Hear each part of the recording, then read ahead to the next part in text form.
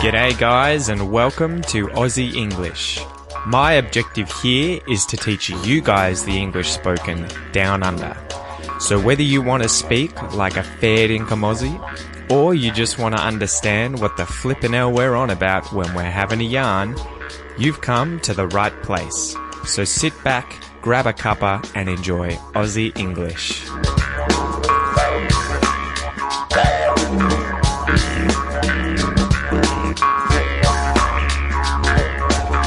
G'day you mob, how's it going? And welcome to this episode of Aussie English. So today's episode is a little bit different, guys. I thought that I would skip the intro scene and just have a bit of a chat to you guys, tell you what I've been up to, give you the down low, give you the deets, give you the gossip. So obviously I've been doing quite a few vlogs recently, guys. You will have seen this if you've been following me on YouTube, and I hope you've been enjoying these vlogs where I get to show you a bit about my life, the food I eat, the places I go, my surroundings, you know. So the aim with these vlogs is to teach you Australian English whilst also showing you a bit about my life.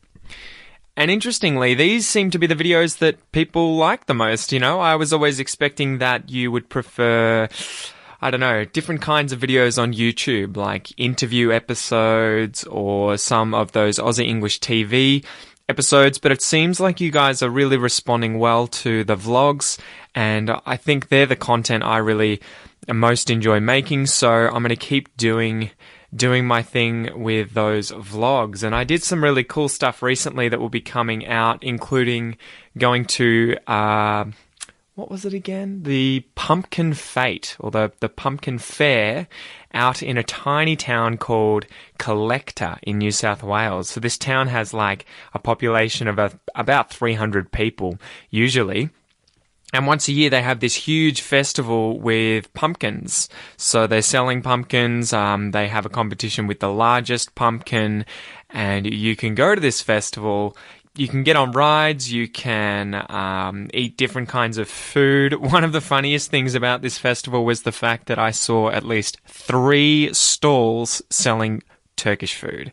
So that was pretty interesting. I did not expect to see that, but there was Spanish food, Italian food, Indian food, as well as obviously Australian food, and I vlogged a little bit about that, guys. I had a battered sav, which is like a sausage that's been battered, it's been covered in batter, and then it's been deep fried. So I had one of those, and it was amazing. Anyway, guys, so I've been doing that, and obviously I have spoken to you guys in a recent episode about Aussie English and wanting to change up the website. So I recently switched the website over. In fact, I think it was either yesterday or the day before, where my IT guy, Praveen, has been working his butt off on the new website to try and make it look a little more professional, to make it easier to navigate. We're still working on it and trying to improve it, but if you haven't checked that out, go and do so. And if you have feedback for me, feel free to let me know what you think. And also, obviously, guys, the podcast website and the transcripts on it soon, as I spoke about in the previous episode, are going to become paid content. I'm not 100% sure when I'm going to bring this in yet. I haven't decided on an exact date, but it will probably be in the next week or 2. So stay tuned for that. If you need any of the transcripts currently, feel free to jump on there and download them, obviously. But after this point, after, a week or 2 from now, when I implement the membership aspect of this website, it will be paid content, so you will need to sign up. The good news is it's only going to be like $5 a month. That is the price I want to keep it at, a bit low. I don't want it to be really expensive at all. I want you guys to still be able to have access to these things, these transcripts, the MP3s, relatively easily, but I need money to come in through that website so that I can hire people to transcribe the audio for these episodes. To give you an idea, at the moment, it's about 2 hours of work to transcribe 1 hour of content. That is for me to do it. And if it's someone that I have hired, it takes them anywhere between 2 and 6 hours to transcribe 1 hour of content. I mean, it depends on the person, but that has been my recent experience. So a lot of work goes into it, guys.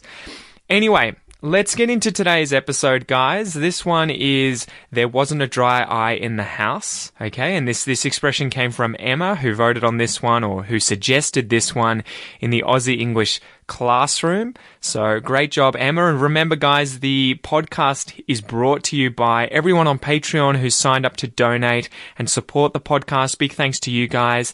And as well, everyone who's signed up to upgrade their English even faster in the Aussie English Classroom. This is an online classroom where you get all the bonus content for all of these episodes, everything that comes with the interview episodes, everything else. There's quizzes, there's MP3s, and now there's videos. There's usually 3 or 4 videos now that come out with the expression episodes that cover the interesting expressions, the interesting vocab, and also pronunciation. So if you're interested in upgrading your English and studying a little bit more in depth, I really recommend giving it a go. And the Aussie English Classroom still is just $1 for your first month. So it's incredibly affordable to try. Get in there and give it a go. theaussieenglishclassroom.com. All right, so today's joke, guys. Today's joke. What type of Australian marsupial can jump higher than a house? What kind of Australian marsupial can jump higher than a house? Any of them. Because a house can't jump. Do you get it? A house can't jump, therefore any Australian marsupial can jump higher than a house. Alright, so as I mentioned, guys, today's expression is, there wasn't a dry eye in the house. There wasn't a dry eye in the house. Let's go through the definitions of the different words in this expression, and it's a bit of a long one. So, I mean, I'm sure you guys know what there is and how it's used. It means in, at, or to a certain place or position. Dry is not wet or moist. So it's free of moisture or liquid. If something is dry, it is not wet. It is not covered in a liquid of some kind. So, for instance, a desert is the epitome of dryness. It is where there is absolutely no moisture, or at least very little.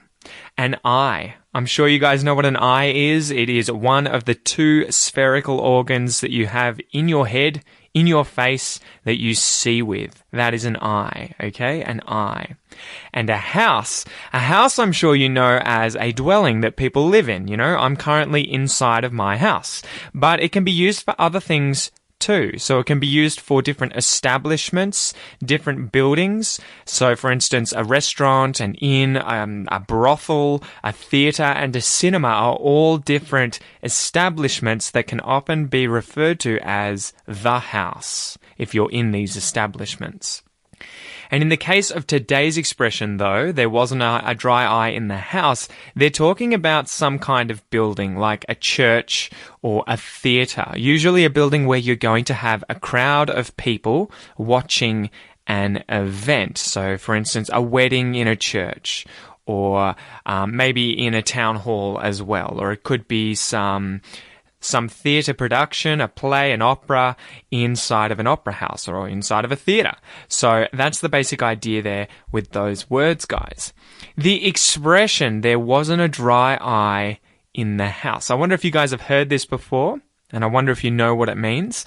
If someone says that there wasn't a dry eye in the house, it means that the people that were watching a certain event all felt very emotional about this event that they had seen or that they had heard, and that many, if not all, were crying. So it was such an emotional event, everyone was in tears, everyone was crying, and therefore their eyes were wet, their eyes were moist, their eyes were not dry. So let's go through 3 examples, guys. Let's go through 3 examples, and I've sort of fleshed these examples out. I have tried to add a bit of story to them because these examples will be today's listening comprehension study inside the Aussie English classroom, guys. So when you're in there, this is when you'll be tested on your listening comprehension. You'll get to complete the quiz with all of the questions on this section. So I've tried to add a lot of content and a lot of little different aspects, bits and pieces into these 3 examples. All right, so 3 examples on how to use the expression, there wasn't a dry eye in the house. So example number 1, I'm going to an opera or a play somewhere, and it's an incredibly sad one. And maybe I'm taking my best mate James, and we've decided to fly up to Sydney to go to the Sydney Opera House for the weekend. So we fly up to Sydney for the weekend, and we want to see this play, and it's a play by Shakespeare. Maybe it is Romeo and Juliet. I think that's probably the saddest Shakespearean play that I know. So that's where the 2 lovers are from separate families that hate each other. These guys fall in love and they end up committing suicide in a very tragic scene at the very end of this play, you know. Spoiler alert. Sorry if anyone hasn't seen this. So you imagine we go and see this play. The scene comes up where Romeo finds his love dead. At least he thinks she's dead. He drinks some poison because he wants to die with her. She wakes up as he's dying, and then she commits suicide. It's an incredibly emotional and tear-jerking scene. So you would imagine when this scene occurs, there wouldn't be a dry eye in the house. Everyone would be in tears. Everyone would be crying. Everyone would be brought to tears by this sad ending. So there wouldn't be a dry eye in the house. All right, example number 2. Maybe you are at a relative's wedding. So you've got a niece and she's about to get married to some guy that she met at university. Maybe he was in a uni course, or maybe she met him out at a pub or something whilst partying in uni. That tends to be something a lot of uni students do. So the big day rolls around and you head to the wedding. And there's a beautiful ceremony. The chairs are all set up. They're white. There's an arch under which the couple are going to get married that's full of flowers. All of your friends and family arrive. You guys take a seat. The music starts to play. You know, quite often they'll have things like a quartet, a string quartet. So you'll have like violins and other stringed instruments that I can't think of playing together. And so the music starts. You see your niece being brought down the aisle. Her father is walking her down the aisle to the groom. So she's going to get married to the guy at the end of the aisle. She looks so beautiful in her white wedding dress that she begins to cry. And as a result of her crying, her father begins to cry. And then as the crowd sees these 2 breaking down in tears, everyone else starts to cry. So as a result, there isn't a dry eye in the house. And ironically, even if this is outside, right? So you could be in an open field, you could probably still use this expression that there isn't a dry eye in the house, because it doesn't have to literally be within a house, right? Within a building. So example number 3. All right, the final example, guys. You are in a hospital and you're there with your wife, and your wife is pregnant. She is in the midst of giving birth to your child. She's in labor, and your child's going to be a beautiful baby girl. So your whole family has gotten together. Maybe some of them have come from interstate. You know, they've flown to Victoria from Queensland or from Western Australia. Some have even flown from overseas, you know. Imagine they came from Brazil or America or France, and they're all there to celebrate this amazing event, your first child, on this day. So they're waiting outside the room. You're inside with your wife as she successfully gives birth to your beautiful baby girl. You get to cut the umbilical cord as your family come in to meet the latest member of their family, and everyone begins to cry. Everyone is incredibly emotional. They're incredibly excited. They're happy. They're proud. Everyone starts to cry, and so there isn't a dry eye in the house. When your daughter was born, there wasn't a dry eye in the house. Everyone was in tears. Everyone was incredibly happy and emotional. So there you go, guys. There wasn't a dry eye in the house. It's used to mean that all people at a particular place or event feel incredibly emotional about something that they've seen or heard, and that they've begun to cry. So effectively, there's an audience watching something and everyone is in tears. That is what there wasn't a dry eye in the house means. So let's go through a listen and repeat exercise, guys. This is your chance to practice your pronunciation, to practice saying the words in this expression, in this sentence. So you know how first I tend to say it word by word to try and help you focus on connected speech. And then after that, we use it in a sentence and conjugate through the different pronouns. Listen and repeat after me, and if you're practicing your Aussie accent, pay attention to how I say things, and if you're just practicing your English accent in general, ignore my accent and just use it as a chance to practice yourself saying these words, okay? So let's go. There was, there wasn't, there wasn't a, there wasn't a dry. There wasn't a dry eye. There wasn't a dry eye in. There wasn't a dry eye in the.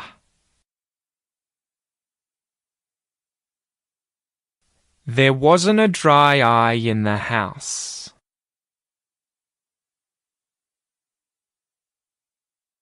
There wasn't a dry eye in the house.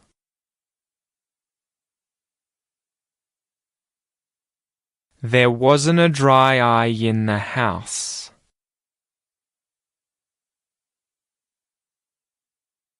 There wasn't a dry eye in the house.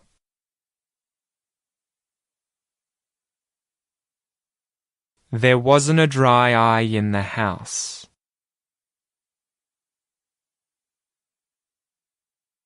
Good job. Now we'll go through the different pronouns and we'll conjugate through the sentence, I didn't see a dry eye in the house. Okay, we'll go through each different pronoun. Let's go.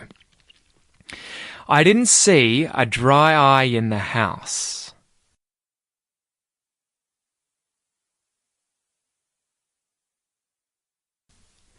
You didn't see a dry eye in the house.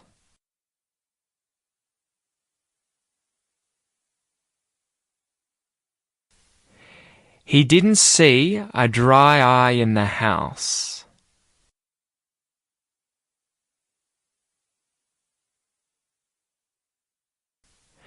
She didn't see a dry eye in the house.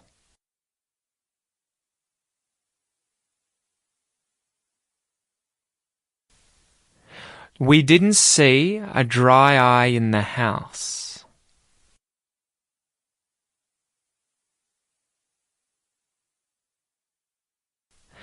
They didn't see a dry eye in the house.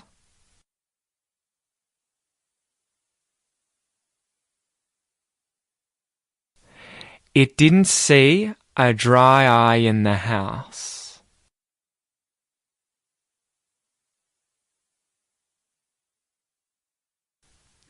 Amazing job, guys. Remember to repeat those exercises.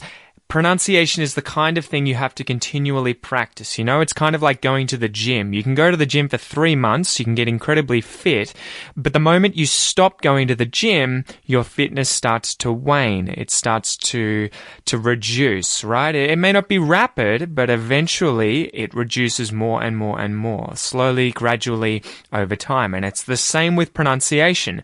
You might get really good at pronouncing things in English because you practice a lot, but the moment you stop focusing on pronunciation, at least a little bit, you know, doing a little bit every day, it can begin to taper off. It can begin to reduce. And I've found this when speaking French, when speaking Portuguese.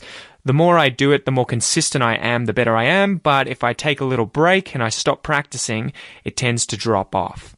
So remember, guys, if you want to focus on the content in today's episode, if you want to focus on more of the expressions that I have used, the interesting vocab that I have used, and the connected speech and pronunciation in this episode's exercise that I've used, sign up to the Aussie English Classroom, guys. It's $1 for your first month. You get 30 days to get in there and use all of the content that you would like for $1. The reason I do that is because I want you guys to have a chance to enjoy the Aussie English Classroom as much as possible, and really get to see if it is for you.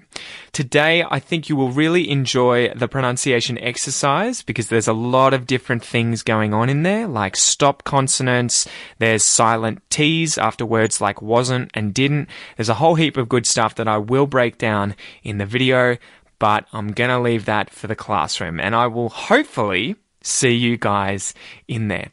Anyway, it's about 11:30 a.m., and I am starting to get a bit of a hankering on for a coffee. I am eagerly awaiting my walk to the shops, getting out of the house, doing my 10,000 steps, going for a bit of a walk, being active, and getting my coffee, my little reward at the end of my exercise. And I'm still debating whether or not to take the dogs for a walk with me, though they tend to poo everywhere, and I just can't be bothered dealing with that. Again, thank you so much for your understanding and for all of the really warm and supportive feedback that I got with regards to changing the website and bringing through the paid membership for the transcripts. You guys sent me an overwhelmingly positive set of feedback via email, and I just want to give you all a massive thanks. I really, really appreciate it, and I appreciate the fact that you guys appreciate what I do here. Anyway, guys, I'm going to bugger off. I'll chat to you soon, and I hope you have a freaking amazing day. See you guys. G'day, mate. Thanks for listening to this episode of the Aussie English Podcast. If you wish to support the podcast and help me keep bringing you content, you can do so via my Patreon page. Remember, it's my mission here at Aussie English not only to help you understand Australian English, but to speak it like a native. If that's your goal, make sure you enroll in the Aussie English Classroom, guys, where you'll get all the bonus content for today's episode designed to improve your English even faster. Have a ripper of a day, and I'll see you in class.